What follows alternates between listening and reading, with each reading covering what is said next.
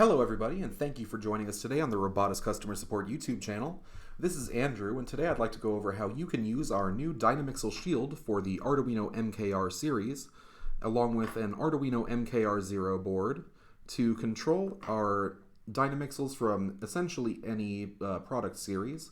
So we have DYNAMIXEL AX12A from the AX series using protocol 1.0, and we have a DYNAMIXEL XL430-W250-T from our DYNAMIXEL X series using protocol 2.0.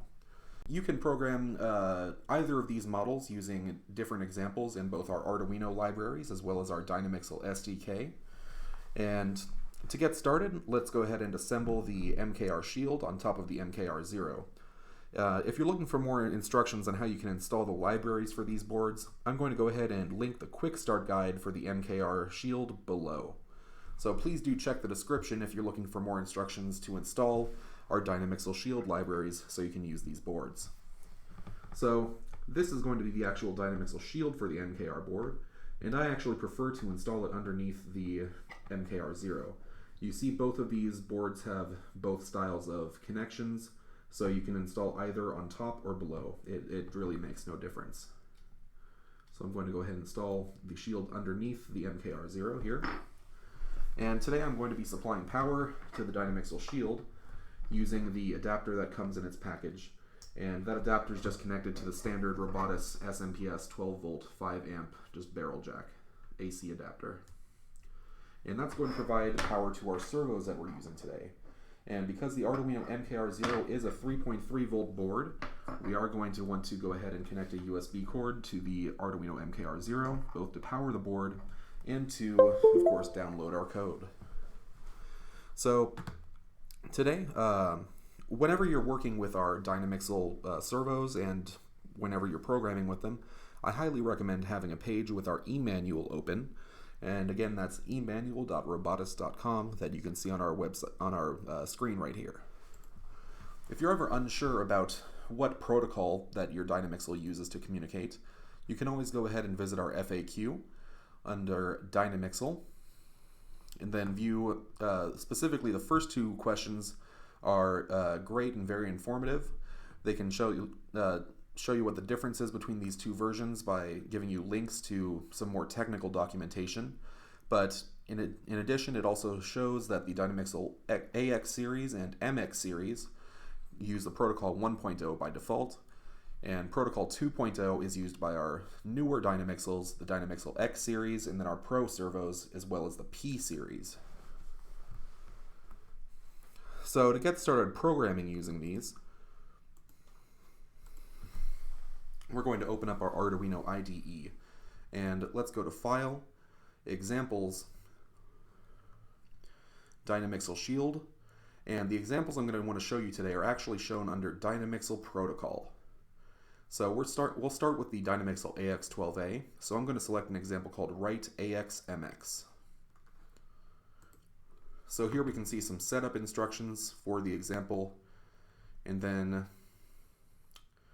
we get to the loop where this DYNAMIXEL will turn its LED on and off while moving between two different positions. So this just shows you how you can begin to send commands to your DYNAMIXEL. So before you run any of these examples, it's always very important to make sure a few details in the example match your model of DYNAMIXEL. So all of these statements here are meant to match the firmware of your DYNAMIXEL to the example you're using. And because this is made for the AX and MX series, you should not need to check these specifically. But if you're ever using, or if you ever want to make custom changes to your code, make sure that you do check this area. The most important details that you're going to want to check are the DXL ID, DXL protocol version, and then the DXL.begin that creates the serial port connection for your DYNAMIXEL. So we have DXL.begin 57600. So you want to make sure that these match your model of DYNAMIXEL, and you can do that by visiting the ROBOTIS e-manual page for your model. So if we go back to the e-manual, you can go to the home page, or you can use these shortcuts on the top bar. If you hover over DYNAMIXEL, let's go to AX12A. So AX series, and then AX12.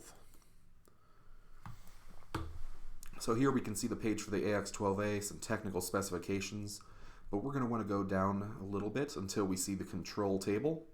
So the control table lists all the settings, it lists the default values they have, and then it lists more information about the address number they are, and then by clicking on them you can get full explanations. But so we can see here that ID number, we have ID and then initial value is 1, so the initial ID the default ID for the AX12A should be 1, that matches. And then we also have the baud rate, and the baud rate is our communication speed, and initial value is 1. So we can see that 1 doesn't match a known baud rate that we have in our example, so let's click on the baud rate to get more details. So here we can see that the baud rate setting for 1 actually equals 1 million bits per second, or 1 million baud. So that is actually going to need to be changed in our Arduino example. So here let's go ahead and edit that so that it says 1 million.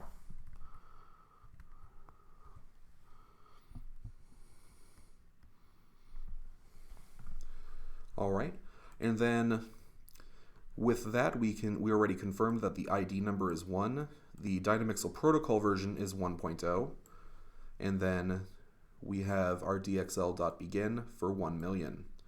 So now let's go ahead and upload that code, or before I upload, let's actually go ahead and just connect our Dynamixel to the MKR Shield. So I'm connecting the Dynamixel AX12A here.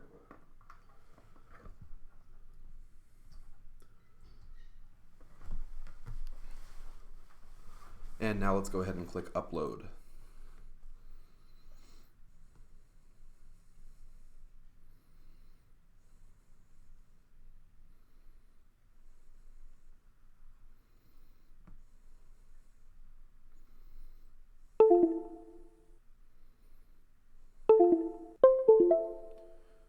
Alright, and so it looks like the file successfully uploaded. But we don't see our Dynamixel moving yet, and the reason for that is actually another line in this code. And so we see here, while there is no debug serial connection, the code is not going to proceed. So this line, while !debug serial, basically means that we need to open the serial port before the code is going to proceed. Wait until the serial port for terminal is opened. Or I'm sorry, the serial monitor, I meant to say. So once we open the serial monitor, you can see the Dynamixel begins moving. And we get some print messages showing what it's doing and which positions it's traveling to. So again, you can see the AX12A moving here, just between its minimum and maximum positions. And because this is a very simple example, it's going to keep moving until I turn it off or unplug it. So I'm going to unplug the AX12A now. Alright, now let's do the same thing, but for the Dynamixel XL430. So if we see here, I'm going to plug in the Dynamixel XL430. And even though we still have a serial monitor on, we're still getting these little messages about, the commands that are being sent. The Dynamixel's not moving. And that's because this needs a different example to run the XL430. So let's go ahead and close this, and we'll go ahead and open the different example. So let's go to File, Examples, Dynamixel Shield, Dynamixel Protocol, and then write_x. So this is made for the X series. And so here we see that example, and you can see it looks very similar to the example we were just using. There are some different numbers here in the firmware section, and that's because the Dynamixel X series firmware has different settings available. We can also see our DXL ID equals 1.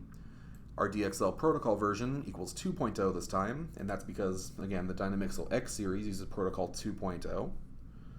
And now let's go ahead and check our Dynamixel serial bus. We have dxl.begin 57,600. Let's make sure that matches for the XL430 before we run this code.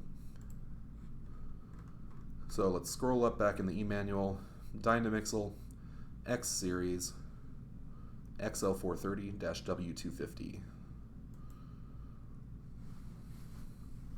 So if we scroll down on the XL430's page, we can see that we have an ID number, initial value is 1, so the ID number should be 1. And then baud rate, initial value is also 1. So again, because 1 doesn't exactly match our different baud rates here, let's go ahead and click on that to get more information. And we can see here baud rate for the XL430, actually a value of 1 equals 57,600. So you might have remembered from the AX12A, 1 equaled 1 million. Here it's very different, and that's just an update from the Dynamixel X series firmware. So here 57,600 should match our example. So we should be good to go to upload this example to our MKR 0. So let's just confirm 57,600, Dynamixel ID 1, protocol version 2.0. Now let's go ahead and click upload.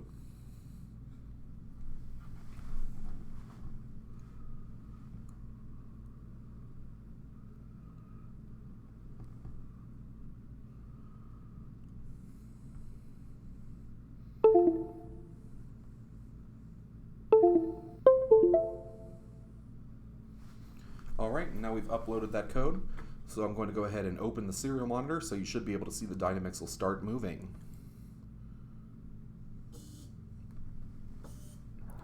And here you have it. Here's the XL430-W250T moving with the Arduino Shield, or the Dynamixel Shield for the Arduino MKR series.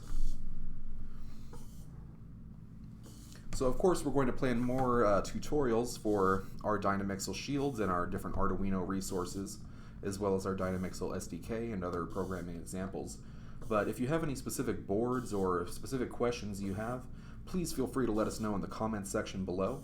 And we also do have a new community forum, community.robotis.us, and that's an open forum populated both by our team and then other experts in robotics. So if you ever have questions that you'd like to join in a public forum, please do join us, and we would love to see you there.